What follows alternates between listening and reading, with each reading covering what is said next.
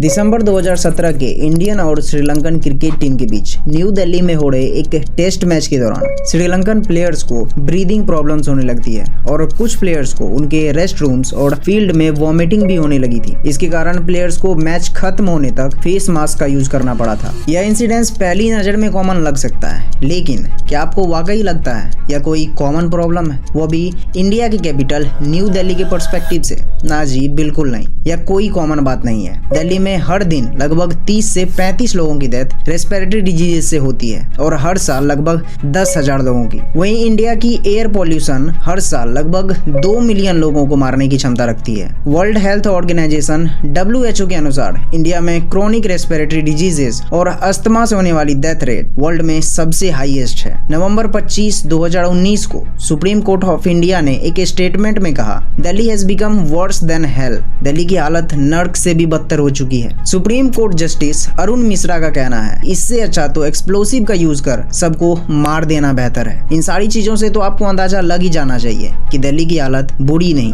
बल्कि बदतर हो चुकी है। लेकिन यहाँ की गवर्नमेंट को शायद यह समझ नहीं आ रहा है कि इन सिचुएशन में क्या एक्शन लेने की जरूरत है। यहाँ के लीडर्स एयर पॉल्यूशन को केवल अपनी पॉलिटिकल गेम के लिए यूज कर रहे हैं, एक दूसरे पर ब्लेम का गेम। बीजेपी का कहना है कि पंजाब में पराली जलाने के कारण और वहाँ के शहरों में खराब रख रखाव वाली सड़कों से निकलने वाली धूल दिल्ली के एयर पॉल्यूशन की सबसे बड़ी प्रॉब्लम है। बीजेपी ऐसा इसलिए कह रही है क्योंकि पंजाब में आम आदमी पार्टी की गवर्नमेंट, वहीं आम आदमी पार्टी पर तंज कसते हुए कांग्रेस भी कह रही है कि आप गवर्नमेंट दिल्ली के पुअर एयर क्वालिटी से कुछ नहीं सीख रही। इससे एक स्टेप और आगे चले तो दिल्ली के बीजेपी चीफ वीरेंद्र सचदेवा तो यह कह रहे हैं कि आप गवर्नमेंट तो दिल्ली के एयर को क्लीन करना ही नहीं चाहती, वो तो केवल खोखले वादे और लो लेवल पॉलिटिक्स करने में लगे हुए हैं। बीजेपी के लीडर्स चाहते तो यह भी कह सकते थे कि बीजेपी लीडिंग गवर्नमेंट यूपी और हरियाणा में होने वाले स्टबल बर्निंग और use of diesel vehicle etcetera भी दिल्ली के एयर पॉल्यूशन के उतने ही जिम्मेदार हैं जितने कि पंजाब, लेकिन वो ऐसा कह ही नहीं सकते क्योंकि उन्हें तो केवल दूसरों पर आरोप लगाने हैं। यही बात अरविंद केजरीवाल की सरकार भी कह रही है। अगर उन्हें सच में दिल्ली एयर पॉल्यूशन की फिक्र है तो ये ब्लेम गेम और अपने दिखावे की नौटंकी छोड़कर पॉल्यूशन के सॉल्यूशन के लिए अपनी सरकारों के साथ मिलकर काम करना चाहिए।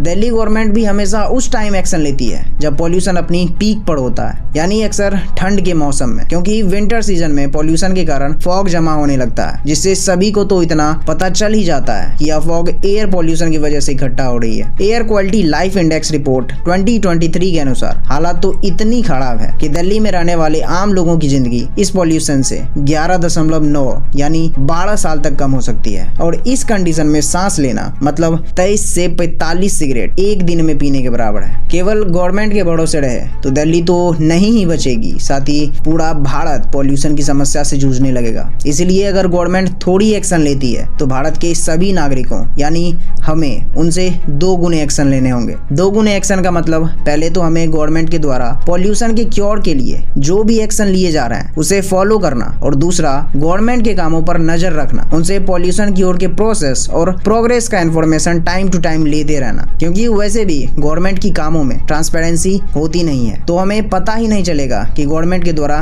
कितना एफर्ट लगाया गया। कम से कम ये तो पता चले कि हमारे द्वारा चुने गए या रैलियों में विकसित भारत का नारा देने वाले किसके लिए काम कर रहे हैं, अपने देश के लिए या केवल वोटर्स इकट्ठा करने के लिए। नमस्कार।